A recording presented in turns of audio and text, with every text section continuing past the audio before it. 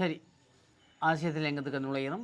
யாரோ அமைதியின் உண்மை சுரூபம் மனதில் இருந்து வெளிப்படும் போது அன்பின் உணர்வும் தானே வெளிப்படும். இது நெடுக போட்டது உண்டாகத்தான் இருக்குது. அன்பிலான் நிற்கிற ஆசிரியர் திறந்து மட்டும் அதான் போடுவேன். திறந்து மட்டும் உதயதான் போட்டு அன்பு உணர்வுகள். திருக்கோணேச்சரத்தை புனரமைத்து தாருங்கள் ஐயா, தாருங்கள் என்று கேட்டுக்கிறேன். சரி, திருக்கோணேச்சரம் கிடக்கு திருவோணமலையில இருக்கு. சரியோ, நாளை சிவராத்திரி விரதம். இது சிவவிரதங்களில் மிகவும் முதன்மைக்குரியது ஒரு விரதம். வேதம் 4லும் மெய்ப்பொருளாவது ஆக இருக்கக்கூடிய நமச்சிவாய பெருமானை பசித்தும் விழித்தும் நோக்கும் விரதம் என்பதால் இவ்விரதம் மகிமை நிறைந்தது. என்னடா சொல்லு, பசித்தும் விழித்தும் என்றால் பசி இருக்கிற சாப்பிடாம இருக்கிறோம், பேருந்து விழித்து இருக்கிறோம், இரவு நித்திரம் முழிக்கிறோம், கண்ணோட மூடக்கூடாது. 3 விஷயங்கள் இருக்குது. பதவி என்ன, பசித்திரு, விழித்திரு, தனிந்திரு, தனித்திரு, விழித்திரு. பதவி எடுக்கிறேன்னா அப்படிதான். அப்படி சின்ன விளையாட்டு நீ கண்டுபிடிப்பெல்லாம் நல்லா இருக்கு, நல்லா இருக்கு. அது நான் வைஃபுக்கு சொன்ன மாதிரி தான். எனினும் எங்கள் சிவாலயங்கள் தொடர்பில் இருக்கக்கூடிய நெருக்கடிகள் சைவ மக்களை கடுமையாக பாதித்துள்ளன. வவுனியா வெடுக்குநாரை சிவனாலயத்தில் சிவராத்திரி தினத்தில் மாலை 6 மணியுடன் பூசை வழிபாடுகள் முடிவுற வேண்டிய துப்பாக்கிய நிலைமை உள்ளது. இரவுதான், ஆனால் இது காலமையோட முடியுது பகலோட. வவுனியா வெடுக்குநாரை சிவனாலயத்தில் சிவராத்திரி தினத்தில் மாலை 6 மணியுடன் பூசை வழிபாடுகளை முடிவுறுத்த வேண்டிய துப்பாக்கிய நிலைமை உள்ளது. காலாகாலமாக நடைபெற்று வந்த சிவ வழிபாட்டில் தொல்லியல் திணைக்களம் இடை புகுந்து நிபந்தனைகளை விதித்ததன் காரணமாக இத்தகு நிலைமை ஏற்பட்டுள்ளது. தவிர பாடல் பெற்ற சிவத்தலமாக விளங்கும் திருவோணமலை திருக்கோணேச்சர ஆலயம் புறமைக்கப்பட்டு பாதுகாக்கப்பட வேண்டிய நிலையில் உள்ளது. இது இந்த தேவாரம் பாடப்பட்ட திருத்தலம் என்று சொல்கிறது. என்னென்னா எங்கள்ட குறவர் திருஞானமந்தராக இருக்கிற மாதிரி அங்கேருந்தே பாட திருக்கேதீச்சரத்தானே கடையில் வரும். சரிங்க, தேவாரம் கடையில் வரும். அங்கே இருந்தே திருக்கோணேச்சர கதை பாடிக்கணும். என்ன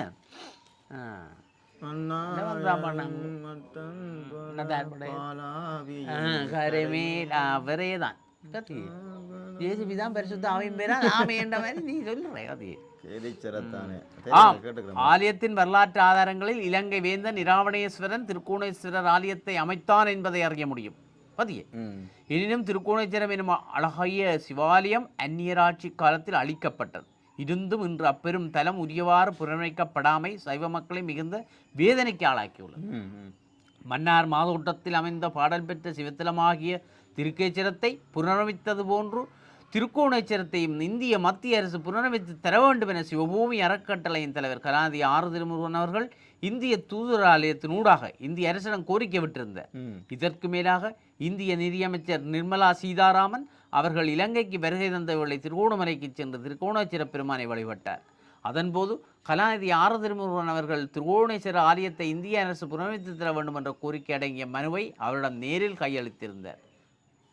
ஆள் விடுற மாதிரி இல்லை என்ன உண்மையிலே என்ன திருமுருகன் அதுதான் இருக்கும் போது செய்யும் இல்லையே. அவர் உண்மையிலே ஒரு நன்றூர். அவர் இந்த சிவாலயங்கள் ஆலயம் அந்த பட்டு கூட வாழ்த்தோணும், வாழ்க நீடூழி வாழ வேண்டும் ஐயா.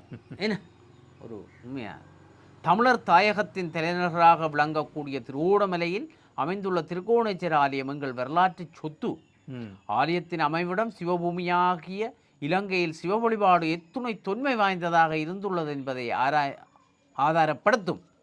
எனவே எங்கள் தமிழினத்தின் வரலாற்று சொத்தாக இருக்கக்கூடிய திருவோணமலை திருக்கோணேச்சர சிவனாலயத்தை இந்திய அரசு புனரமைத்து தருவதுடன் லண்டனில் இருந்து கொண்டு வரப்பட்ட கண்டாமணி மணிக்கோபுரம் ஏறுவதற்கும் அதன் ஓசை ஒலி எழுப்பும் எங்கும் வியாபித்திருப்பதற்கும் இந்திய அரசு உதவ வேண்டும். கண்டாமணி ஒன்று வந்துடாது.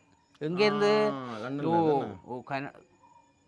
லண்டனிலிருந்து கொண்டு வந்தது. சரி, அதை ஏற்றுறதுக்கு கோபுரம் பண்ணுமேடாப்பா. கண்டாமணி என்ன சும்மா சிம்பிளே பெரிய மணி. அப்போ அதை ஏற்றுறதுக்காக அது செய்யணும். இப்போ இந்திய அரசாங்கமே எங்களுக்கு உதவுங்கள். தமிழ் மக்களின் இக்கோரிக்கையை சிவராத்திரி விரத காலத்தில் இந்திய அரசிடம் வினியமாக முன்வைக்கின்றோம்.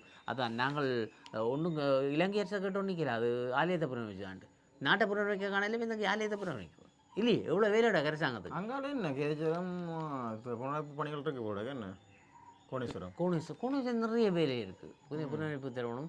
அப்போ போயிருவீங்களா நீங்கள்? கோணேஸ்வரம் நான் போனேன். அது நான் போய் கன நாள் குணச்சிரம் பார்த்தோன்னா அங்கால காளி கோயில் கிடக்கு அப்படி மன்னாரில் திருக்கச்சிரம் இப்போ புனருத்தாரணம் வேலையில் நடக்குத்தானே.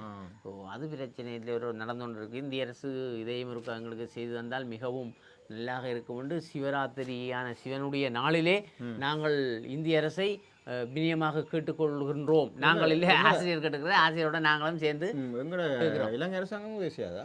இலங்கை அரசாங்கம் செய்யும் அரசாங்கம் காதில் நடக்கு. அது இப்படி போட்டால் நாங்கள் என்ன அது அது கோயிலண்டா சும்மாவே இவர் சொல்கிற மாதிரி தான் பிச்சியா வர்றீங்க. பிச்சியா ஒரு இரண்டு கேட்க வேண்டிய டாக்டர் சொன்ன டாக்டர் இன்னும் கூலி விட்டுறடா பண்ணிட்டு இந்த கடவுளை நான் இப்படி அதை விடு கதைக்கிறவனுடைய மனுஷனுக்கு வருத்தம் பிறப்போது அப்படியே எமோஷன். நான் பயந்து உண்மையாக பயந்துவேன். அந்த படம் வழிய எமோஷன் ஆகி கடைசியில் ஈழாமல் இருப்பேன். அது மாதிரி ஏழா வந்துட்டு அப்படியே எமோஷன் ஆகி அப்படியே களைச்சி போனேன் உண்மையிலே.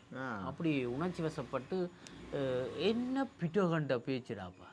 ஸோ கேட்டுருந்தது ஏறின்னு கேட்டுருந்தா இருக்கணும். நேரம் கொடுத்துட்டாங்கல்ல, நேரத்துக்கு வச்சு விழாசலண்டாங்க. ஓ இங்கேருந்து நாங்கள் உங்களுக்கு சீமெந்து அனுப்பினாங்க, இங்கேருந்து கந்தலா எங்கண்ட நாள்லேருந்து நாங்கள் கரும்பு அனுப்பினாங்க, இங்கேருந்து நாங்கள் உப்பு அனுப்பியிருக்கோம், ரசாயனம் மருந்து அனுப்பியிருக்கிறோம். நீங்கள் இன்னும் எங்களுக்கு பிச்சை போடுறீங்களே ஒன்று அரசாங்கத்தை. அப்படியே இப்போ கணக்குண்டால் என்ன கணக்கு? கேபிட்டல் கணக்குலேருந்து குளிச்சு கூட்டி கழிச்சு அன்றைக்கு நல்லா இருக்குன்னு தான் நெல் சொன்னது. இவரும் சொன்னார் இல்லை, கணக்கு பார்த்துக்கிறார், பொழைஞ்சி போச்சு.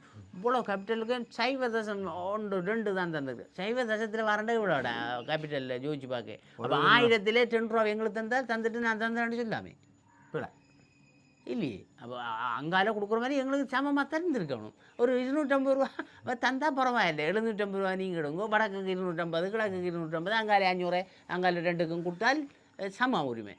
இது நான் நினைக்கிறேன் அவற்றை கணக்கின்படி 50 ரூபா கிடைச்சிருக்காது கூட. அப்போ அந்த கோவம் வந்துட்டு ஆளுக்கு வச்சு விடாசி தள்ளி விட்டு நீங்கள் அது சரியப்பா விடுங்கோ, நீங்கள் விடுங்கோ எங்கள்கிட்ட அந்த சட்டத்தை நீக்குங்களேன்ப்பா. உதய வச்சு ஒன்று பிடகண்டப்படுத்தி கொண்டு இருக்கிறீர்கள். உதை தூக்கி விட்டால் எங்கண்ட சகோதரர்கள், எங்கள்டைய ஆக்கள், எங்கள்ட பிள்ளைகள் எங்கே இருக்கிறாங்க? வெளிநாளில் இருக்கிறாங்க, முதலிட தயாராக இருக்கிறாங்க. விடுங்க, நாங்கள் நடத்துகிறோம். சீமெந்து தொட்டாலே விடுங்கோ, நாங்கள் நடந்து உங்களுக்கு சீமெந்து தான். எப்படி பேச்சு? அப்படி எனக்கு மூச்சு வாங்கிச்சு கொஞ்சம். இது என்ன கரைச்சல் உண்மையா உணர்ச்சி அப்படி உணர்ச்சி வசப்படாது.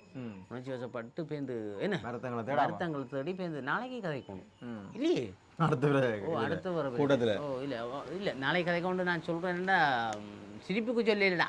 இல்லை நாளைக்கு ஒரு தேவையில்லை. அப்போ கொஞ்சம் கவனமாக இருக்கணும் கேட்டுக்கொண்டு நாங்கள் விடுபெற்றுக் கொள்வோம். மழை விட போகுது நான் சொன்னேன் 2 நாளைக்குள்ள மழை வரும். எப்படி சாத்திரம்